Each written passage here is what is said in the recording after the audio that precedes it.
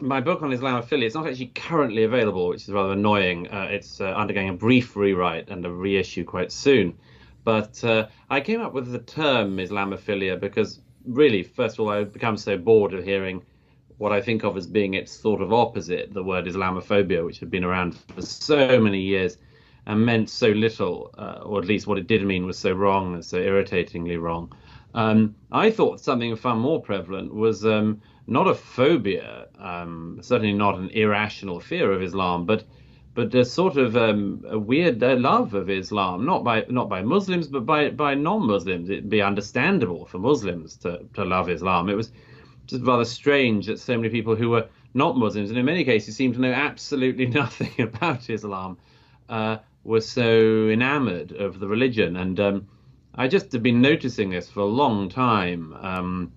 Everyone from actors and movie stars to prime ministers and presidents, who would be critical and understandably and rightly critical of any and all belief systems, should there need to be, but who, when it came to Islam, only talked in this sort of slathering of praise and adoration. I mean, I lost count of the numbers of politicians who started in the last 15 years quoting in speeches their favorite bits of the Quran. It's the sort of, why are you doing And of that? course, Barack Obama said that the most beautiful sound is the call to prayer, right, of the Hazan. Yeah, So yeah, yeah, yeah.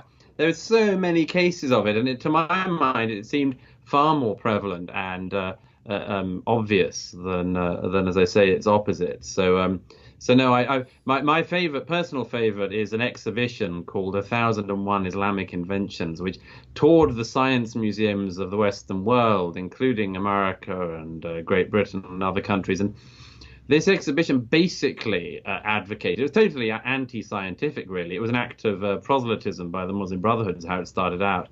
But this exhibition basically posited that Islam had invented the entire world, not just the creation of the world, but everything since. Landscape gardening and also urban planning.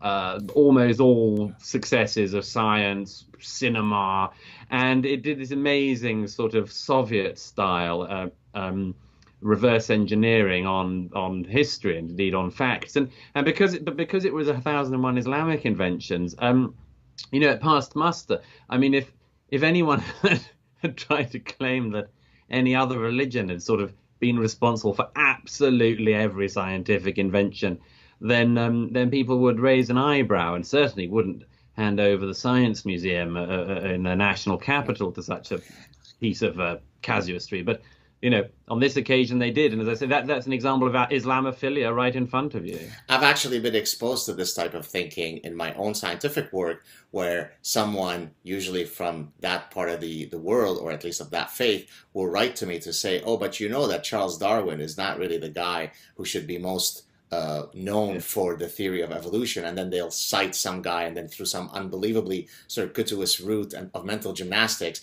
the real inventor, discoverer of the theory of evolution is some guy. But I think this is a manifestation of identity politics. I mean, you see the same thing with African studies, right? Every single, I mean, Right. right? The ancient Greeks were really blacks, right? And then every single group that feels somehow aggrieved rewrites history so that all of the great wonders of the world are really theirs, right?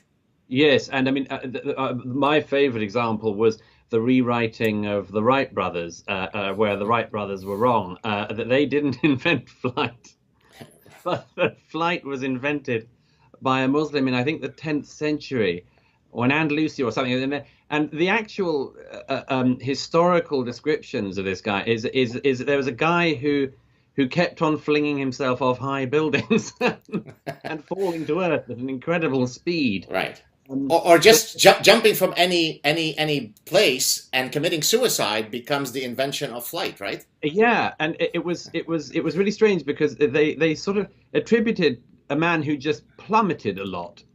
They attributed to him the gift of sort of the invention of flight.